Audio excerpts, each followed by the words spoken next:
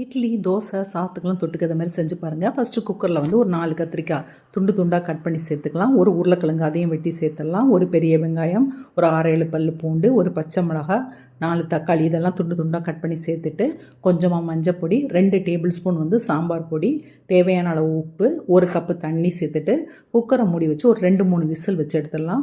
இப்போ வந்து கத்திரிக்காய் நல்லா வெந்துட்டுது. இப்போ இதை வந்து ஒரு மத்தை வச்சு நல்லா கடைஞ்சிருங்க. இது மாதிரி நல்லா கடைஞ்சிட்டு இதை தனியாக வச்சிடலாம். இப்போ கடாயில் வந்து கொஞ்சமாக எண்ணெய் சேர்த்துக்கோங்க. எண்ணெய் சூடானோன்னா கடுகு போட்டு பொரிய விட்டுட்டு கொஞ்சமாக உளுத்தம்பருப்பு, ஜீரகம் கொஞ்சோண்டு, பெருங்காயப்பொடி கொஞ்சம், காஞ்ச மிளகாய் கிள்ளி போட்டது, கருவேப்பிலை இதெல்லாம் போட்டு நல்லா பொரிய விட்டுட்டு ஒரு 10 சின்ன வெங்காயத்தை வெட்டி சேர்த்துடலாம். அதுக்கு கூட கொஞ்சம் உப்பு சேர்த்துக்கலாம். கத்திரிக்காயில் ஏற்கனவே நம்ம உப்பு சேர்த்துருக்கோம். இதையும் போட்டு நல்லா வதக்கிட்டு கடைஞ்சி வச்சுருக்க கத்திரிக்காயும் கொஞ்சம் தண்ணி ஊற்றி நல்லா கொதிக்க விட்டுறலாம். இது நல்லா கொதித்த பிறகு கொத்தமல்லி எல்லாம் தூவி இறக்கிற வேண்டி தான்.